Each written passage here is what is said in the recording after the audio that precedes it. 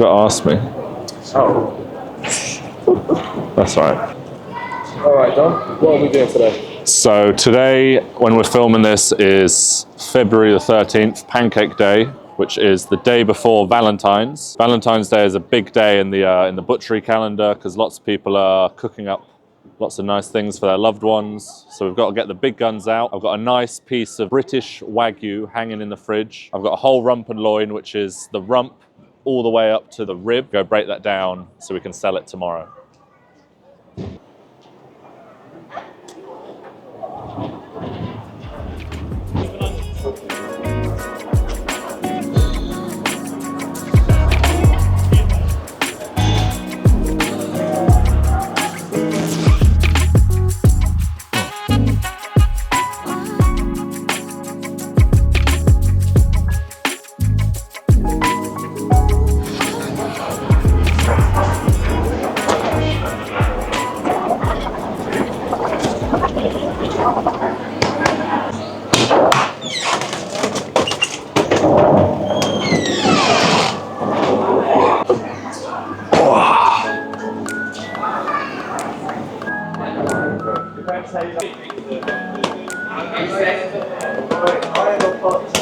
So what we've got here is what we call rib and loin. At this end, we've got the forerib, which you can prepare as a roasting joint, but today we're going to take the ribeye out of it.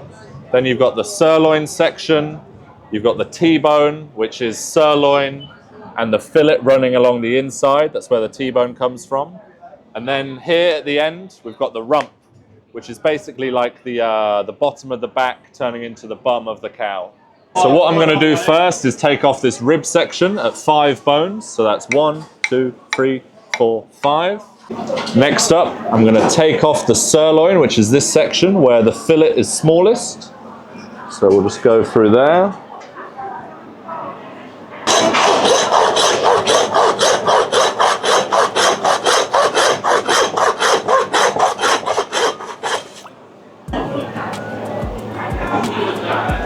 One of the amazing things about this Wagyu is the fat, not just the marbling inside, but you can see as I'm butchering it, the fat on the top is already starting to melt. It's so buttery. Next, we're gonna separate this T-bone section from the rump.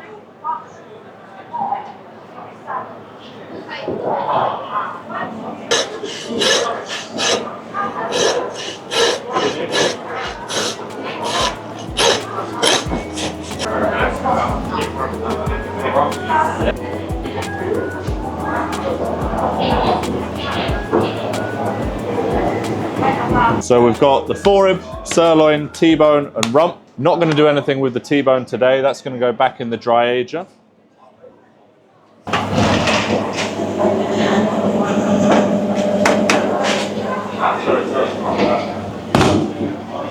So first of all, I'm going to debone this sirloin.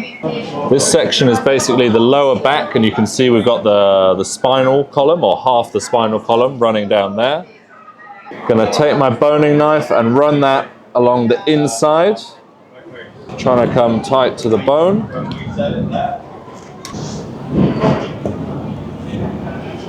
I'm just gonna trim up any of the sinew that's still connected to this side. I'm gonna take that off because that stuff's gonna tighten up when it cooks, and we don't want this ending up chewy.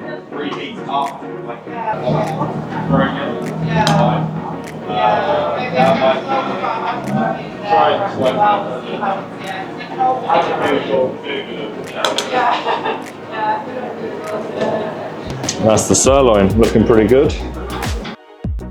Yeah, I used to live between like the top of Lordship Lane and Peckham Rye. Any large pieces of fat that we have here we'll keep and we'll put into our beef dripping. We're going to do the ribeye. Again, very similar process. Going to run the boning knife down this the back of this bone.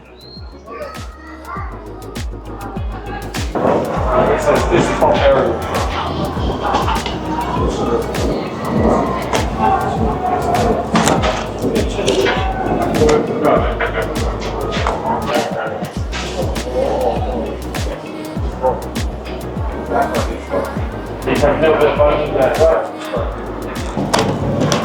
An important thing to remember when you're butchering is always move the meat rather than moving yourself.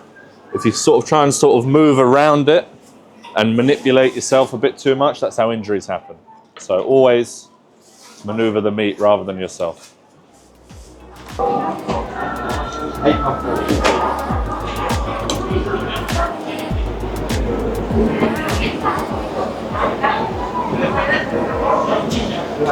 So I've taken that whole forerib section off the bone.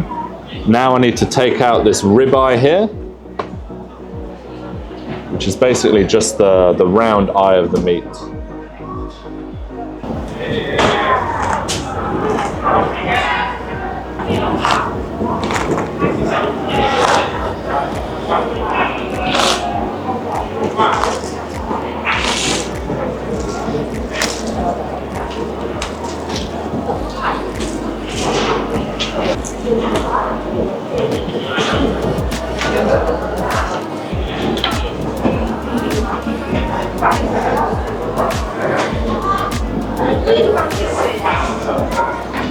So I've taken that rib cap off there, and that's basically, it's more of a hard working muscle than the ribeye.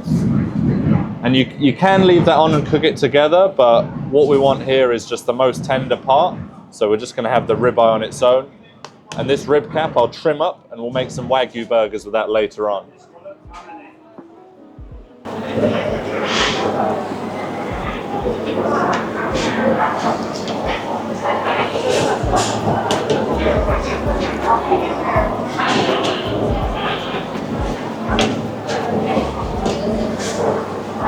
We're just going to trim up this dry-aged edge, and you'll see the rest of this piece is going to be beautiful, bright and red, just like the other side.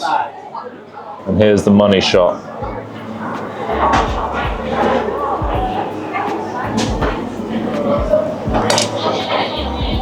Look at that amazing marbling. Just going to quickly trim up this rib cap, face up that edge.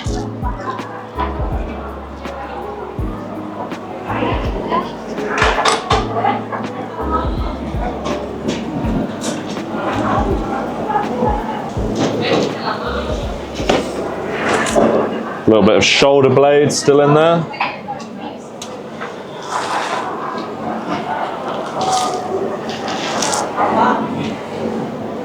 Trim off a bit of that fat, and we've got some lovely meat that we can use for burgers there.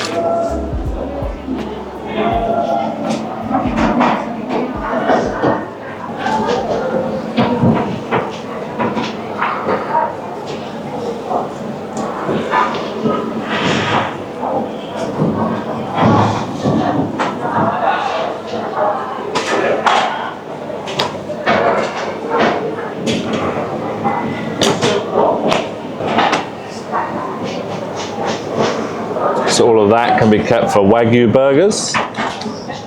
And then this fat cap, I can flatten that out and use that for a roast.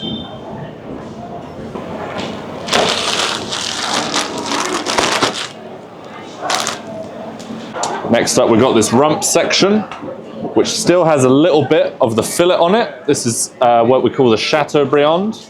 It's basically where the fillet splits into 3 muscles, and that sits on the other side from the rump. So we'll just whip that off.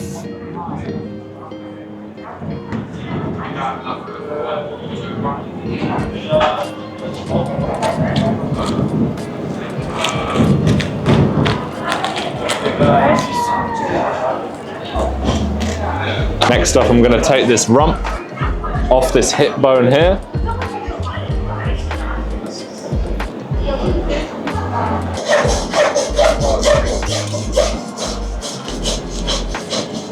either like that, please.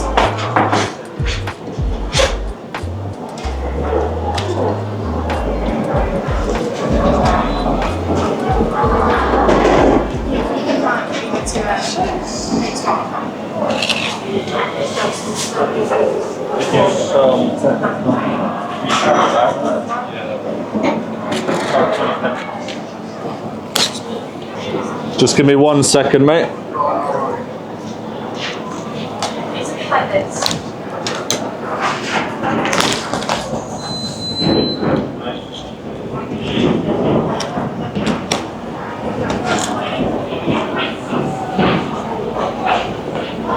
Just 2 strips, mate. We've got that off the bone. Again, same principle, just need to trim up that silver skin.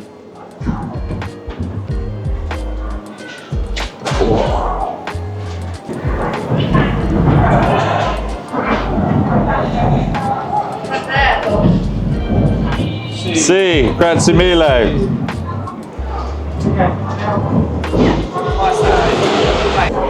So then what I'm going to do is I'm going to trim the rump into 3 different sections. So we've got picanha or rump cap on top. We've got the heart of the rump in the middle, and then we've got the tri-tip on here. Sometimes we would sell them whole and just cut across that front section, but I'm going to take them off and sell them separately this time. How many are you after?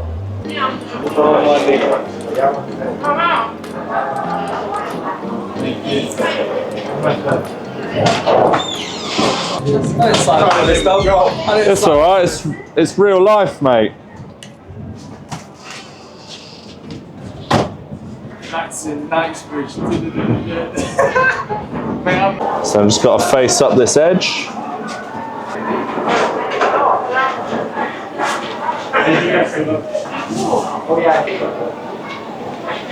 Next up, we're going to take off the tri-tip.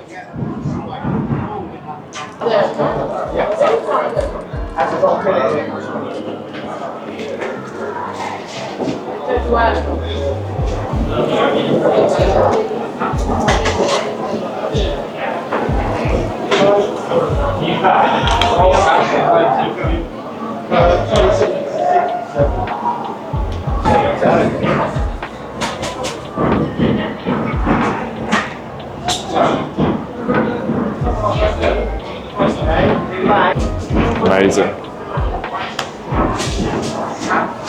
Mark, will you put that grill on? I'm not kidding.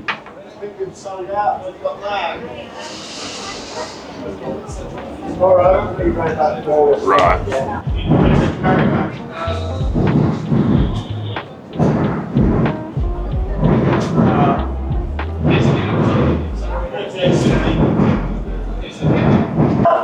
Yeah.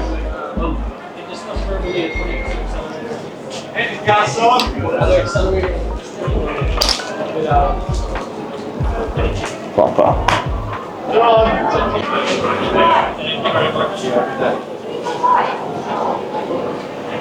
So we've got some sirloin, we've got the ribeye, we've got the rump, the picanha, and the tri-tip. What would be the point in doing this job if we don't get to try any?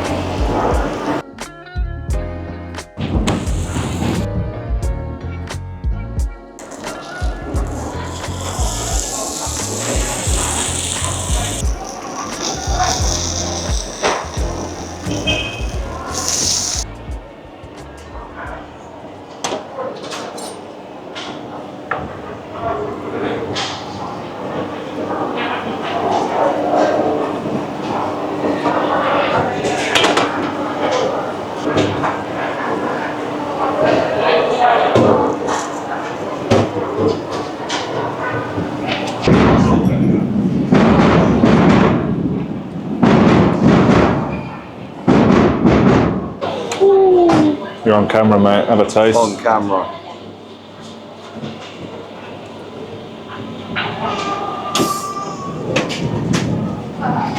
Proper. Thanks for watching, guys. Like, subscribe, follow, etc.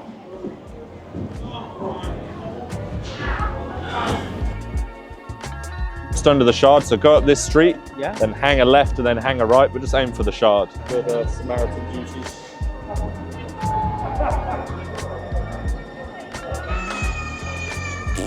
You see the way the muscle fibers are sort of traveling in this direction? You want to cut across them. This is my nan.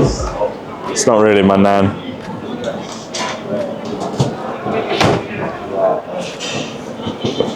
One steak, Dom. We're going to try it. We're not feeding anyone. We're trying it. Oh, tight. Man, Mark, I told you to take it out 10 minutes ago. Well, she's flying over from Madrid today. Fuck off! Can you share your butcheries, please?